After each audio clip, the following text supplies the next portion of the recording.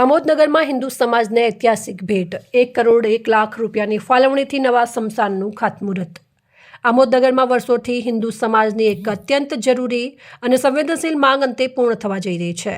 આમોદનગરમાં નવા હિન્દુ સ્મશાનના નિર્માણ માટે રૂપિયા 1 કરોડ 1 લાખ જેવી રકમની ફાળવણી સાથે ખાતમુહૂર્ત તથા સમગ્ર હિન્દુ સમાજમાં ખુશી અને સંતોષની લાગણી વ્યાપી ગઈ છે। વર્ષોથી નગરજનો સરસ અને સુંદર સ્મશાનની અછતથી ત્રાહિમામ પોકારી રહ્યા હતા, ત્યારે સ્થાનિક ધારાસભ્ય દેવકિશોર સ્વામીના પ્રયત્નો અને સંકલ્પના પરિણામે આ મહત્વપૂર્ણ વિકાસ કાર્યને લીલી ઝંડી મળી છે। હિન્દુ સમાજ માટે આ માત્ર એક બાંધકામ નથી, પરંતુ નગરની સામૂહિક લાગણી અને આસ્થા સાથે જોડાયેલ છે।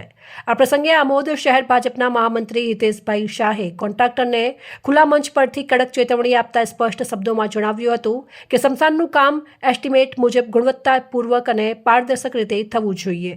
કોઈપણ વ્યક્તિ દ્વારા રૂપિયા માંગવાની કોશિશ થાય તો તમે મને જણાવશો। આ ધાર્મિક સ્થળ છે, અહીં એક પણ રૂપિયાનો ભ્રષ્ટાચાર આચરવામાં નહીં આવે। હિતેશ શાહે વધુમાં તીખા શબ્દોમાં કહ્યું હતું કે બીજા કામોમાં ભ્રષ્ટાચાર થયો હશે તો તે અલગ બાબત છે, પરંતુ આ સ્મશાન આમોદની સમગ્ર હિન્દુ જનતાની અમૂલ્ય ભેટ છે। અહીં કોઈ બેદરકારી કે ગેરરીતિ સહન કરવામાં નહીં આવે। તેમણે આ મહત્વપૂર્ણ ગ્રાન્ટ ઝડપથી મંજૂર કરાવવા માટે સ્થાનિક ધારાસભ્ય દેવકિશોર સ્વામીનો આભાર વ્યક્ત કર્યો હતો અને જણાવ્યું હતું કે તેમના પ્રયત્નો વગર આ કાર્ય શક્ય ન બનતું।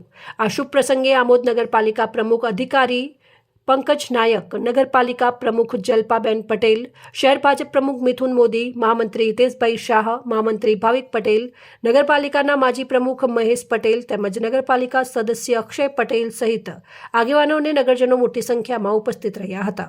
આજ રોજ આમોદના જે ધર્મપ્રેમી જનતાને ઘણા વખતથી હિન્દુ સ્મશાનની માંગણી હતી અને ઘણા વખતથી જે સ્મશાનની દુર્દશા થયેલી હતી એને અમે માંગણી મૂકેલી રાજ્ય સરકારમાં અને ધારાસભ્યશ્રીને, તો એમાં ધારાસભ્યશ્રીને અથાગ પ્રયત્નથી આપણને રાજ્ય સરકારના ગ્રાન્ટમાંથી 1 કરોડ ને 1 લાખ રૂપિયાની ગ્રાન્ટ મંજૂર થઈ છે। તો સારી રીતે આ કામ થાય એવું આપણે હિન્દુ પ્રજાની એવી માંગણી છે કે સારી રીતે આ સ્મશાન બને। રિપોર્ટર રંગોની જાકીર, સંબંધ ભારત ન્યૂઝ, ભરૂચ।